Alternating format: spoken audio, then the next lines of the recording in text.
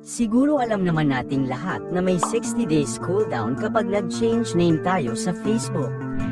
Pero alam nyo bang may paraan para makapagpalit ulit tayo ng name kahit hindi na tayo maghintay ng 60 days? Oo, at napakadali lang. Before we start, baka pwede namang pakitap yang like and subscribe. Salamat. Para palitan ang name, buksan natin ang Facebook Lite. Tapos tap natin itong tatlong line na nasa upper right corner. Scroll down lang tayo. Tapos dito tayo sa Help and Support.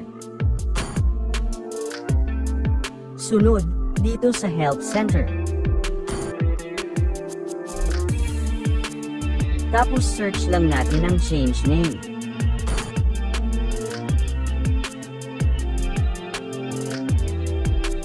Tap natin yang how to change your name on Facebook.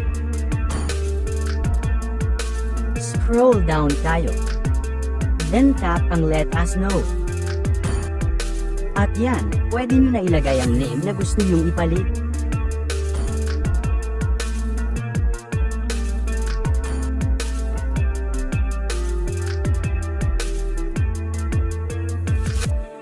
Pag ayos na, scroll down lang tayo.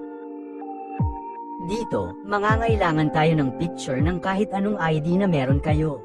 Dapat ang pangalan na makikita sa ID na gagamitin nyo ay tugma doon sa name na pinalit nyo. Ako school ID lang ginamit ko.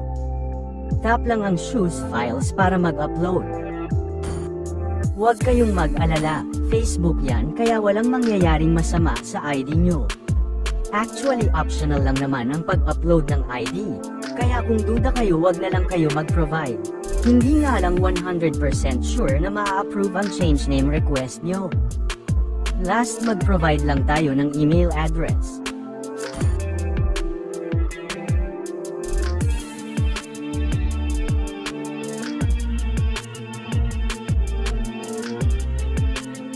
Pag ayos na lahat, tap na natin ang send. Close na muna natin ang app at open ulit.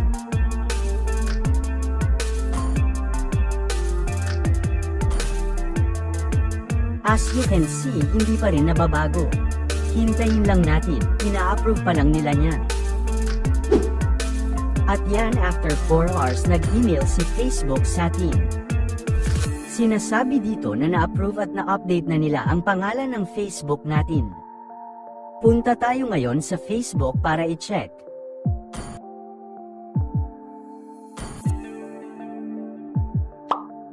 Success!